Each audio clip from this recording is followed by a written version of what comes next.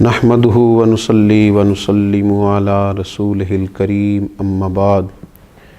اعوذ باللہ من الشیطان الرجیم بسم اللہ الرحمن الرحیم وَإِن تَعُدُّوا نِعْمَةَ اللَّهِ لَا تُحْصُوهَا صدق اللہ العظیم اللہم صلی علی سیدنا و مولانا محمد معدن الجود والکرم وآلہ وصحبہ وبارک وسلم الصلاۃ والسلام علیک یا سیدی یا رسول اللہ وعلی آلک واصحابک یا سیدی یا حبیب اللہ۔ حمد و صلاۃ کے بعد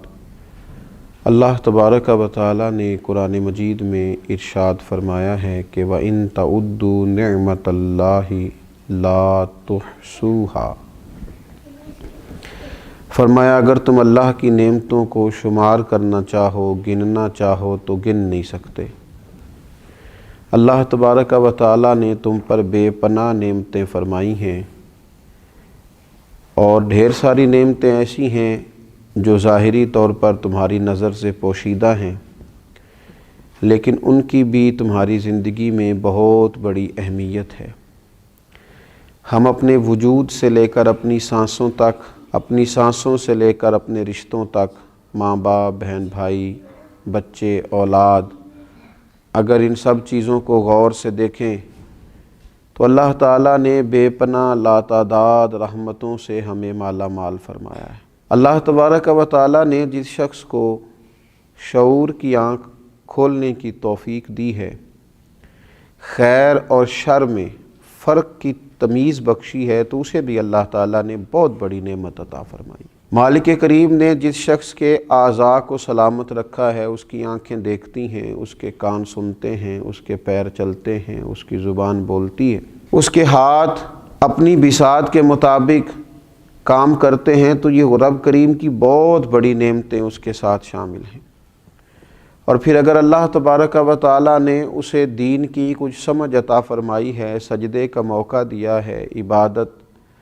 کرنے کی توفیق عطا فرمائی ہے، وہ روزہ رکھ لیتا ہے، اللہ کی بارگاہ میں قیام کر کے کھڑا ہو جاتا ہے، سجدے کی صورت میں اپنے رب کے حضور جھک جاتا ہے، تو یہ بہت بڑی نعمت ہے۔ یہ مالک کا بہت بڑا احسان ہے، یہ اس رب کریم کا اپنے بندے سے محبت کا لازوال رشتہ ہے کہ اس کی بارگاہ کے اندر انسان کو حاضری کا موقع میسر آئے۔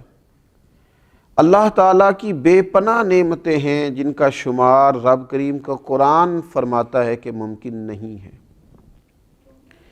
ہم نے کرنا کیا ہے؟ اسی سورہ ابراہیم کے اندر جس میں یہ فرمایا کہ تم اللہ کی نعمتوں کو شمار نہیں کر سکتے، اسی سورہ مبارکہ میں فرمایا کہ لَإِن شَكَرْتُمْ لَأَزِيدَنَّكُمْ،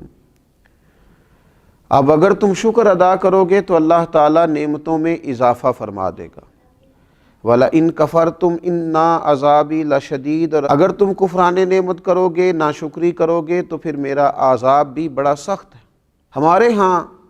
ڈھیر سارے لوگ ایسے ہیں جن کی طبیعت کے اندر شکوے پیدا ہو گئے، ان کے پاس جو ہزاروں لاکھوں نعمتیں موجود تھیں، ان کے شکر کی طرف تو کبھی ان کی طبیعت نہ جا سکی، لیکن ایک جو چیز ان کے پاس موجود نہ تھی اس کے لیے وہ تڑپتے رہے۔ وہ جو چیزیں ظاہری طور پر اور وقتی طور پر ان کو میسر نہ تھیں، اور ہو سکتا ہے اللہ تعالیٰ کی حکمت کا تقاضا ہو کہ وہ چیزیں ان کے لیے بہتر بھی نہ ہوں، لیکن ان چیزوں کے نہ ہونے کی وجہ سے انہوں نے اپنے مزاج میں شکوہ پیدا کر دی۔ اس کا سب سے پہلا نقصان تو انہیں یہ ہوا کہ ان کے مزاج میں جیسے ہی شکوہ آیا، ناشکری پیدا ہوئی، اور جو وہ نعمتیں اللہ نے انہیں دی تھی جنہیں گن نہیں سکتا تھا، ان نعمتوں کے بارے میں اس نے ناشکری کا اظہار کیا، تو یہ اتنی بڑی انہوں نے اپنے لیے روحانی تکلیف قائم کر لی کہ جس کا شمار نہیں کیا جا سکتا۔ اور پھر جیسے جیسے انسان شکوہ کرتا جاتا ہے، جیسے جیسے وہ شکایت کرتا جاتا ہے، جیسے جیسے وہ حرص ہوس میں مبتلا ہوتا جاتا ہے، اس کا دل بے چین ہوتا جاتا ہے۔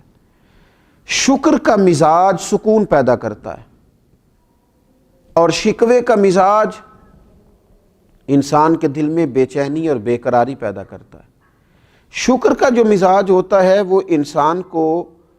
یہ احساس دلاتا ہے کہ اللہ تعالیٰ نے اسے بہت سارے اپنے بندوں میں سے اس پر اپنی خاص نظر عنایت فرمائی ہوئی ہے۔ اور یہ جو شکوے کا مزاج ہوتا ہے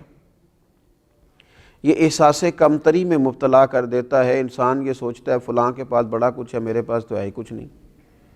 فلاں دیکھو کہاں پہنچ گیا اور میں وہیں کا وہیں رہ گیا۔ یہ جو مزاج ہے ناشکری کا، کفران نعمت کا، یہ انسان کے دل میں کھٹکتا ہے، بے چین کرتا ہے، لوگوں کے بیچ اپنے آپ کو چھوٹا محسوس کرتا ہے، زندگی کمزوری والی جینے لگ جاتا ہے، حقارت